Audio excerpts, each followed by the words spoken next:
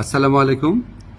আমি বিভিন্নভাবে জানতে পারলাম যে আমি কেন মিডিয়াতে অনুপস্থিত।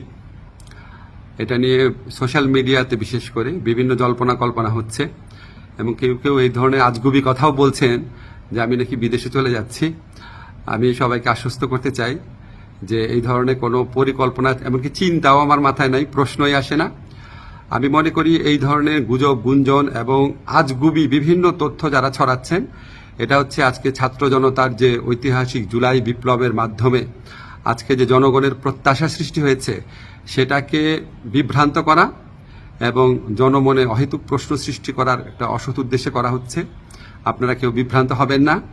আমি কয়েকদিন আগেও পত্রিকাতে ইন্টারভিউ দিয়েছি, তবে এটা ঠিক আমি একটু মিডিয়াতে কম আসছি কারণ আমার অনেক কাজ এবং আমার কাছে মনে হয়েছে যদি আমার কার্যক্রমে যদি কোনো অগ্রগতি হয় সেটা আমি জানাবো। অহেতুক এখন তো আমি আর টক শোয়ের মানুষ না, এখন আমাকে কাজ করতে হবে, কাজটাতে বেশি কনসেন্ট্রেট করতে হবে।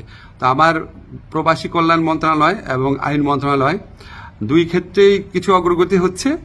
অল্প কিছুদিনের মধ্যে আপনাদেরকে অগ্রগতিগুলো জানাবো। আর এই ধরনের গুজব গুঞ্জন যারা রটাচ্ছে তাদেরকে আমি অনুরোধ করব মিনিমাম ইনভেস্টিগেশন করে তারপরে এগুলি বলেন, না হলে মানুষ তো আপনাদেরকে মিথ্যাবাদী ভাববে, ঠিক না? এগুলি করা উচিত না। বাংলাদেশকে একটা নতুন বাংলাদেশ গড়ার জন্য, রাষ্ট্র সংস্কার করার জন্য আপনারা বরং পজিটিভলি আমাদেরকে সাজেস্ট করবেন, ভুল হলে বলবেন। একদম সম্পূর্ণ আপনার আজগুবি, একদম অবিশ্বাস্য অকল্পনীয় তথ্য এগুলি দেওয়া তো কোনো মানে হয় না, এটা এক ধরনের চরিত্র হননও। তো এগুলি করা ঠিক না। আপনারা আশা করি সকল বিভ্রান্তির অবসান ঘটবে আমার বক্তব্যের মধ্যে দিয়ে। সবাই ভালো থাকবেন। ধন্যবাদ সবাইকে।